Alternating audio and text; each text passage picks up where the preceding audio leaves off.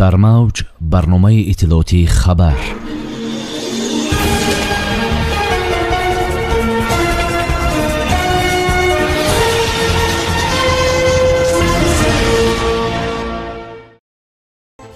маъракаи даъват ба сафи қувваҳои мусаллаҳи кишвар ба андозаи 75% таъмин шуд.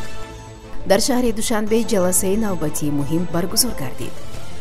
кӯмакҳои башардӯстонаи тоҷикистон ба афғонистон расид. тоҷикистониён дар моҳи ноябр чанд рӯз истироҳат мекунанд. истиқлол бори даҳум ҷоми тоҷикистонро соҳиб шуд. масъулини мақомоти вобастаи давлатии даъват дар ҷараёни як моҳи даъвати шаҳрвандон ба хизмати ҳатмии ҳарбӣ аллакай иҷрои нақшаро дар қаламрави ҷумҳурӣ ба 75% баробар намуданд, хабар медиҳад Амид Ховар. давоми як моҳи ҷараёни даъвату гусели шаҳрвандон ба хизмати ҳатмии ҳарбӣ аллакай комиссияҳои давлатии зиёда аз 20 шаҳру ноҳияҳои мамлакат оид ба анҷоми ин чорабинии муҳими сиёсӣ ё иҷрои пурраи нақшаи даъвати ҷавонписарон ба сафи қувваҳои мусаллаҳи ҷумҳурии Тоҷикистон гузориш доданд. дар нахустин рӯзи даъват шаҳру навоҳии вилояти мухтори Кӯҳистони Бадахшон, ноҳияҳои Рашт, Сангвор, Лахш, Нуробод, Тоҷикобод, Вахш ва Фархор аввалин шуда дар ҷумҳурӣ иҷрои нақшаро пурра таъмин намуданд.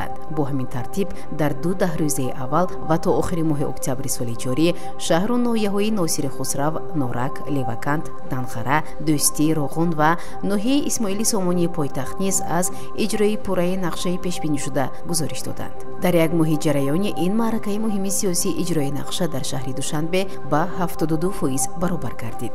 даъвати шаҳрвандон ба сафи қувваҳои мусаллаҳ дар шаҳру ноҳияи тобии ҷумҳурӣ бошад то охири моҳи октябр аллакай зиёда аз 80%-ро ташкил додааст. дар вилояти Хатлон бошад 79% иҷро гардидааст. дар гарнизони ҳарбии вилояти Суғд низ чорабиниҳои даъвату гусели шаҳрвандон ба сафи қувваҳои мусаллаҳи кишвар муташаккилона ҷараён дошта иҷрои нақша дар ин вилоят давоми як моҳ 65%-ро ташкил медиҳад. дар муассисаи давлатии Кохи ваҳдати шаҳри Душанбе ҷаласаи 12-уми комиссия оид ба ҳамкории Маҷлиси Миллӣ, Маҷлиси Олии Ҷумҳурии Тоҷикистон ва Шӯрои Федератсияи Маҷлиси Федералии Федератсияи Русия баргузор гардид. иттилоъ медиҳад Амид Ховар.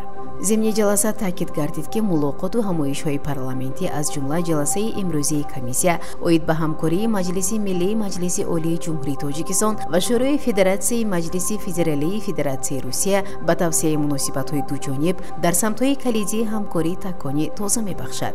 дар ҷараёни кори ҷаласа тибқи рӯзномаи он доир ба вазъи имрӯза ва дурнамои ҳамкории Ҷумҳурии Тоҷикистон ва Федератсияи Русия дар соҳаҳои илму маориф, иқтисоду саноат, афзалияти ҳамкории тарафайн дар бахши комплекси агросаноатӣ, масъалаҳои мубрами ҳамкории минбаъдаи ду давлат дар соҳаи сайёҳӣ ва сиёсати ҷавонон, инчунин дигар масъалаҳои муҳим мубодилаи афкор доир гардид.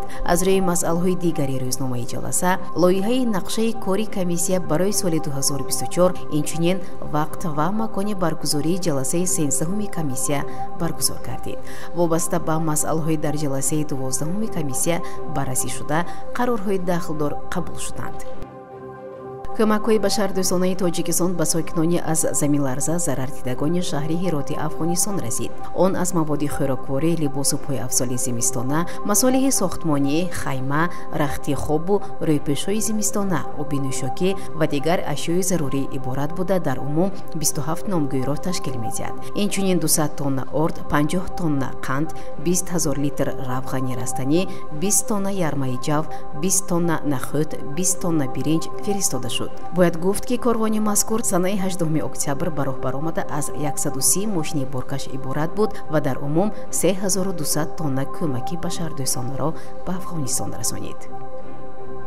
дар аввали моҳи ноябр шаҳрвандони Тоҷикистон ба муносибати рӯзи Конститутсия ҳафтаи кӯтоҳӣ корӣ хоҳанд кард. тибқи қонун ин рӯз рӯзи истироҳат аст. дар моҳи ноябр тоҷикистониён ба хотири рӯзи Конститутсия таътили тӯлонӣ хоҳанд кард.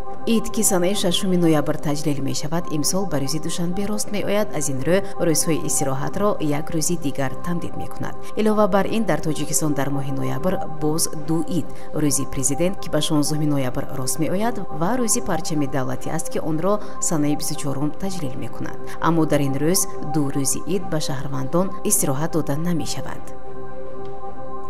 тими душанбеги Истиқлол бори даҳум ҷоми Тоҷикистонро ба даст овард. Хабар медиҳад Федератсияи футболи Тоҷикистон. Ба иттилои манбаъ, бозӣ дар варзишгоҳи марказии шаҳри Кӯлоб миёни дастаҳои Истиқлоли Душанбе ва Равшани Кӯлоб сурат гирифт. Нахуст ҳисобро футболбози Равшан Жозеп Акомади боз кард. Ба гузашти ҳамагӣ 7 дақиқа Содиқҷон Қурбонов дифоъгари тими Истиқлол ҳисобро баробар кард. В охири ин ду даста бо ҳисоби мусови 1-1 анҷом ёфт ва ғолибро бояд зарбаҳои 11 метра муайян мекарданд. Дар ин набард футболбозони Истиқлол тавонистанд ба дарвозаи Равшан 4 гол зананд ва ҳамчунин 2 голро ба дарвозаи худ қабул намуданд. Ҳамин тариқ Истиқлол бар дастаи Равшан пирӯз омад ва соҳиби ҷоми Тоҷикистон гашт. дар мавҷ барномаи иттилоотии хабар.